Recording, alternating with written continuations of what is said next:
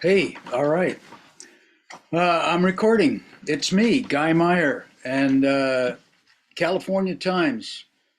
And it's been a bit of a break in the activity of me communicating to you all. So I want to let you know I'm still alive. As you can see, there have been a few changes here. Just got back from the local barber shop. Hope it isn't too doesn't scare you too much with the new look. Still me. And so much going on, and I don't know when I'm ever going to become an organized human being. It's just that's probably just wishful thinking. Uh, I finally got a letter to. I wanted to actually go talk to all my people who joined me because of my rock and roll videos from years back when I tried to, or did a lot of documenting. I didn't try, I did. I documented a lot of the local music scene here in the neighborhood of uh, Fairfax, San Anselmo, Marin County, California, with sort of a centering around the little town of Fairfax and the lively scene that happened there. So people go to they find some of my videos on my YouTube channel. And then I have a secondary YouTube channel that I created that is more my attempts just to get into what I would say is ecology slash politics, or um, um, I don't know, looking for uh, that place where I feel like I can get some more harmony going with this civilization, which somehow I still feel fairly I don't know what to say. It grinds on me, really. It's My barber set tells me he's leaving California. Maybe it's just California, but it's not. Of course, it's the whole planet. Um, I wrote a letter to the editor last week. It's been putting it off and putting it off. I don't know how to start a letter anymore. Hardly. It's just there's so much going on, and the fundamental things that I see right here in Marin County, California, which is sort of a kind of a little paradigm womb of blue. Um, I don't know, the blue blues. Uh, I, some of us are just don't fit in that perspective. So here's my letter to the editor I submitted, and then I'm going to repeat back because the newspaper has a a policy of editing letters, which the previous letter I'd written was came back or got printed in such a strange state that I didn't recognize my own letter. So I preface this one to my friend Dave, who's the editor. I say that with a certain degree of stretching the truth, but Dave, please return edited letter for my approval before publishing, or publish it as it is. Thank you. So the letter begins. Have we become so self-satisfied? Try that again. Have we become so self-satisfied with our California that we actually believe that the men and women we send to Sacramento or DC see the reality of our rapidly growing self-destruction? God, you're so negative. Well, it's not going good, people. That's not in there. Question mark. Are they the voices that with insight and courage fight for the citizens and the quality of our daily lives and that end the children who will inherit our mess?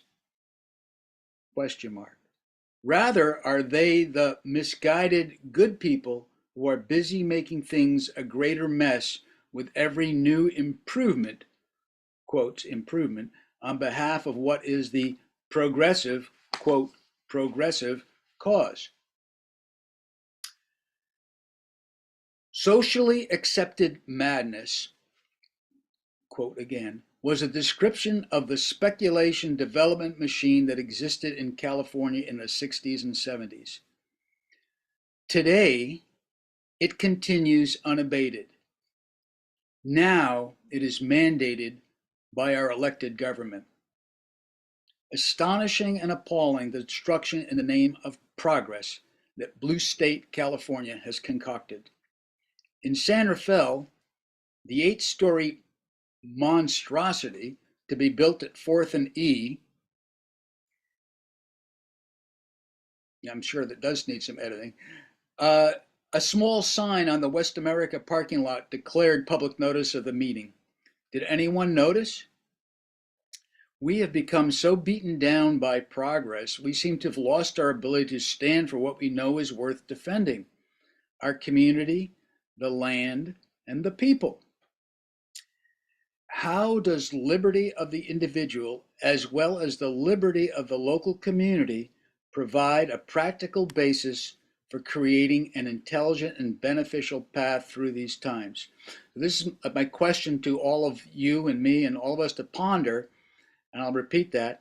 How does liberty of the individual, as well as liberty of the local community, that is responsibility, liberty, the power to make these decisions on our own behalf, how does that provide a practical basis for creating an intelligent and beneficial path through these times?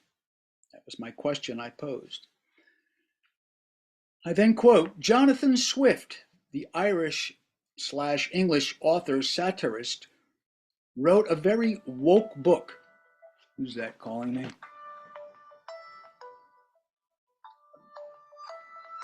Sorry, I have to decline. I'm not sure who that is, but I recognize the number. Jonathan Swift, the Irish author satirist, wrote a very woke book. Gulliver's Travels rocked England in 1729. Everybody had a copy. The people were just staggered by what Swift was saying. The man was out there. He was not holding back. And the quote I use actually is not from Gulliver's Travels, but from another book he was writing about Ireland and the trepidations Ireland was dealing with Mother England. He said, all government without the consent of the governed is the very definition of slavery. The Brown Act, California state law in 1954, quote, the people of the state do not surrender their sovereignty to the agencies that serve them. Today in California, our government is busy sacrificing democracy, liberty, and ecology for the greater good. Woke yet? All right, that is the original letter. And the editor wrote back and told me they were going to have to make some changes because I violated some policy issues, and they're interesting. The IJ, the Marin Independent Journal, know that, I mean, I'm no doubt African Americans, I'm sure they didn't have any trouble becoming aware of modern day prejudice or ancient day prejudice. I can't imagine that they had a problem being woke, or to this day.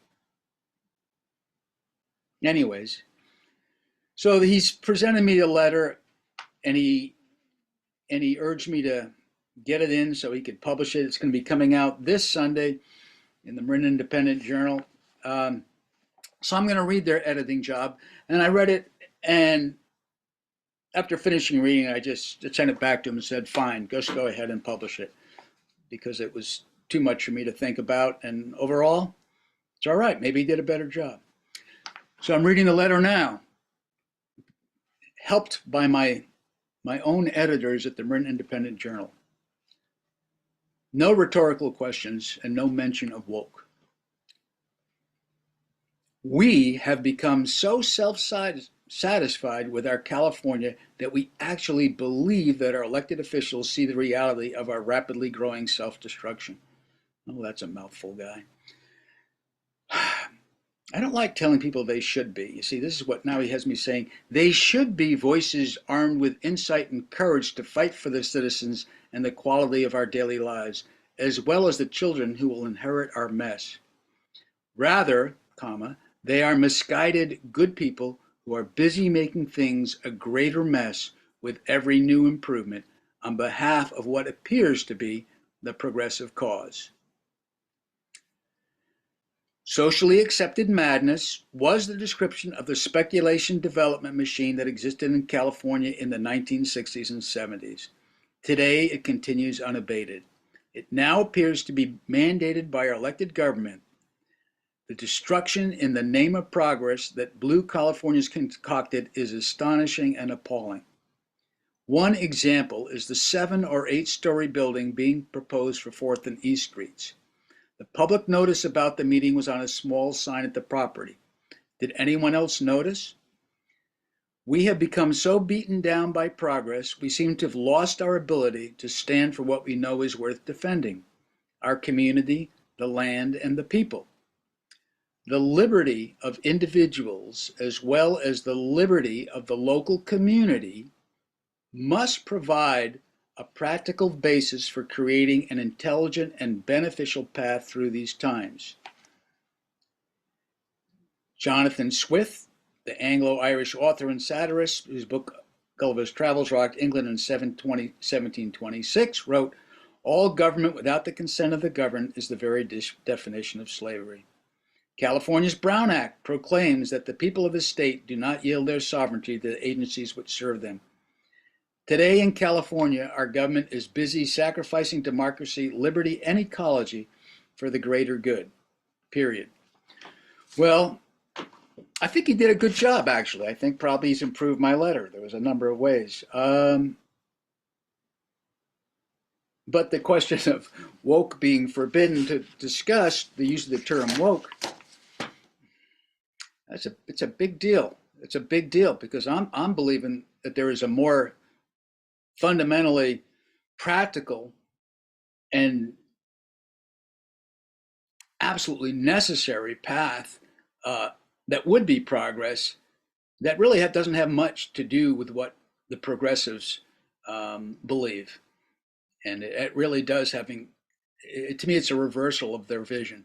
And the reversal is individuals and local communities need to carry it on their own shoulders with the freedom, but accepting the responsibility, encouraging the responsibility of local communities to be, to make their world a higher level of ecology, to cut back on the human footprint whenever possible, to restore wetlands, and to do it in a way that isn't done by forcing people. We're not coming to their doorways with writs of detainment, but we have a strong vision of where we want to go, and we can do it, and we got to make this happen.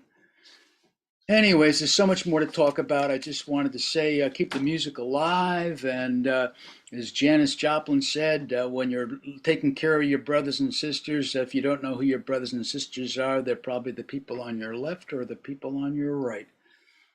And that's about it. All right. Ciao. Later. Bye.